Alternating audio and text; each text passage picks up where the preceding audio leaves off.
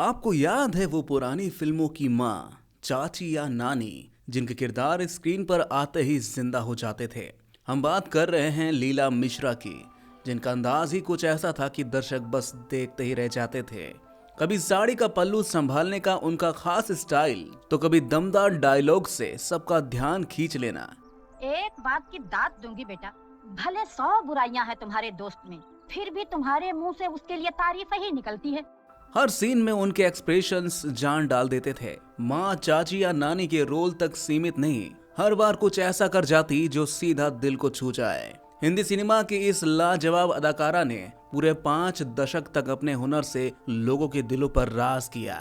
क्या आप सोच सकते हैं कि ये दिग्गज अदाकारा, जिसने 200 से भी ज्यादा फिल्मों में अभिनय किया, असल में एक अनपढ़ घरेलू महिला थी। वो घूंघट में रहने वाली, साधारण जीवन जीने वाली महिला थी, जो पहली बार जब फिल्म के सेट पर पहुंची तो उनके चेहरे पर घूंघट पड़ा हुआ था। उन्होंने अपने उसूलों से कभी समझौता नहीं किया।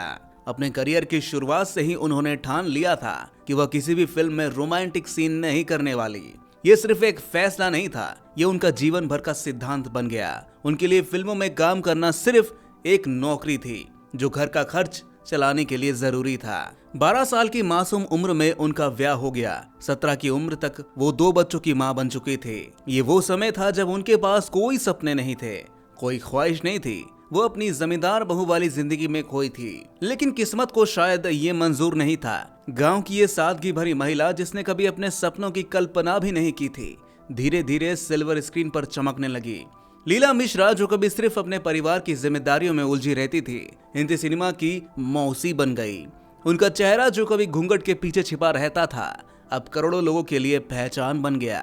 लोग आज भी उन्हें फिल्म शोले की मौसी के रूप में याद करते हैं। उनके डायलॉग डिलीवरी और उनके चेहरे की भावनाएं इतने सटीक होते थे कि दर्शकों को लगता था कि वो उनकी ही मौसी है।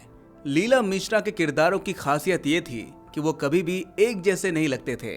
कभी वो सौम्य स्वभाव की बड़ी दिल वाली माँ बन जाती, तो कभी रूढ़िवादी विचारों वाली दकियानूसी सास। कभी वो एक बैम का किरदार निभाती, तो कभी कॉमेडियन के रूप में भी दर्शकों को हंसी से लोटपोट कर देती। उनकी साड़ी का पल्लू बार बार संभालने का अंदाज और खींचने की आदत उनका सिग्नेचर स्टाइल बन गया।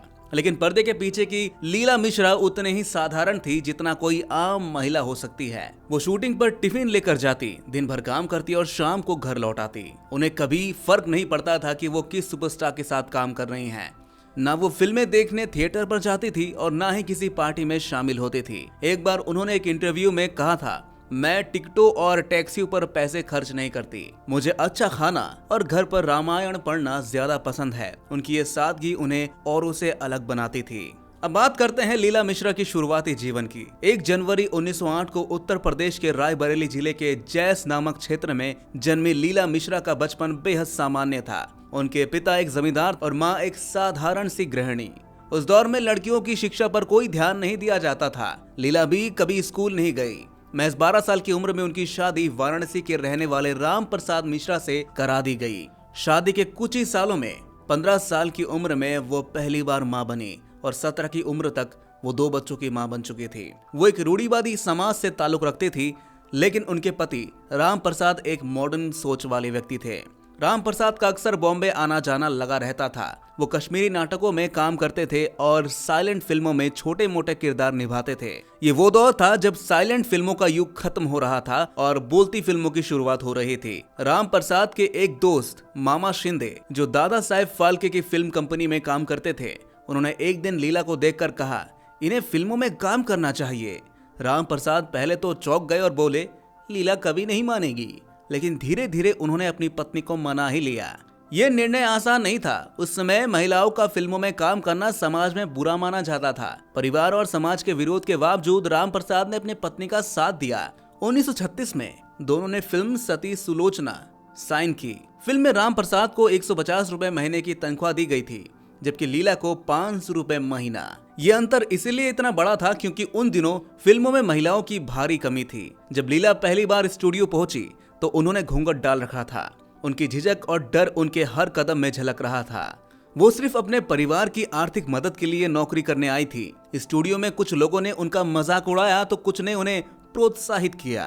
धीरे धीरे उन्होंने घूंघट हटाया और काम करना शुरू किया। लेकिन जब राम प्रसाद और लीला ने कैमरे के सामने अभिनय किया तो उनकी परफॉर्मेंस को ओवर एक्टिंग कहकर खारिज कर दिया गया। उनका कॉन्ट्रैक्ट रद्द कर दिया गया। ये झटका लीला के लिए बड़ा था, लेकिन उन्होंने हार नहीं मानी। वो अपने पति राम प्रसाद के साथ दूसरी फिल्मों में काम की तलाश में जुट गए।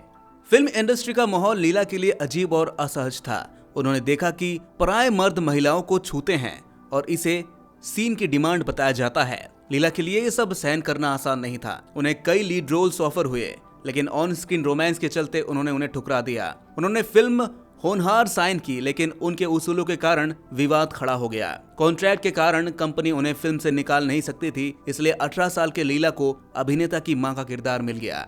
उन्होंने इसे पूरी ईमानदारी और सहजता से निभाया। ये उनके करियर का टर्निंग पॉइंट बन गया। 1940 और 1950 के दशक में लीला मिश्रा ने हिंदी सिनेमा में अपनी जगह बना ली। उन्होंने चित्रलेखा, अनमोल घड़ी और आवारा जैसी कई यादगार फिल्मों में काम किया। उनके किरदारों ने हर वर्ग के दर्शकों का दिल जीत लिया। 1960 का दशक उनके करियर का सुनहरा दौर साबित हुआ। उन्होंने कॉलेज गर्ल, सुहाग सिंदूर और भोजपुरी फिल्म गंगा मैया तोहे पिहरी चढ़ाईवो में शानदार अभिनय किया। 1970 का दशक उनके करियर का सबसे यादगार समय था। इस दौरान उन्होंने फिल्म शोले में वसंती की मौसी का किरदार निभाया। मौसी और जय का सीन और धर्मेंद्र का टंकी पर चढ़कर मौसी को धमकी देना।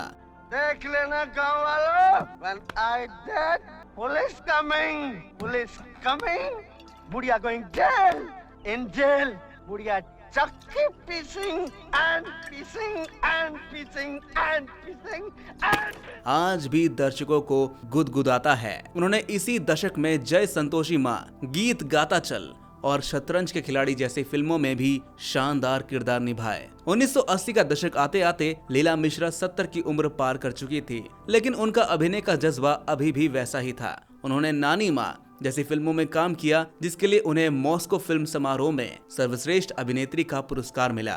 17 जनवरी 1988 को 80 साल की उम्र में हार्ट अटैक की वजह से उन्होंने इस दुनिया को अलविदा कह दिया। उनकी अदाकारी ने भारतीय सिनेमा को जो समृद्धि दी वो कभी भी भुलाई नहीं जा सकती। लीला मिश्रा के निभाए गए किरदार आज भी दर्शकों के दिलों में जिंदा है। उनकी हर किरदार हमें और हमारे परिवार की याद दिलाती है।